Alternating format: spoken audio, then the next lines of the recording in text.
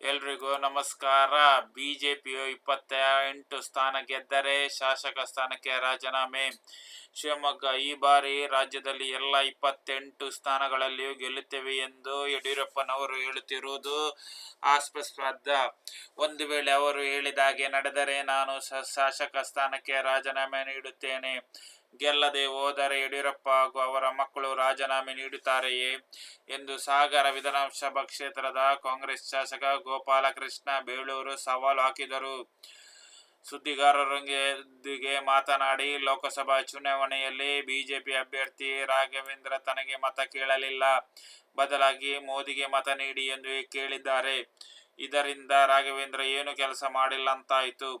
ಯಡಿಯೂರಪ್ಪನವರು ಸಿಎಂ ಆದಾಗ ಕೇವಲ ಶಿಕಾರಿಪುರಕ್ಕೆ ಮಾತ್ರ ಸೀಮಿತವಾಗಿದ್ದರು.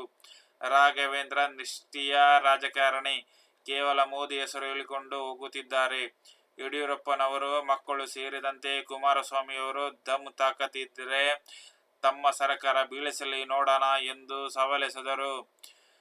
ಬಿಜೆಪಿ 28 ಸ್ಥಾನ ಗೆದ್ದರೆ ಶಾಸಕ ಸ್ಥಾನಕ್ಕೆ ರಾಜೀನಾಮೆ ಎಂದು ಸಾಗರ ವಿಧಾನಸಭಾ ಕ್ಷೇತ್ರದ ಕಾಂಗ್ರೆಸ್ ಶಾಸಕ ಗೋಪಾಲಕೃಷ್ಣ ಬೇಳೂರು ಸವಾಲು ಹಾಕಿದ್ದಾರೆ.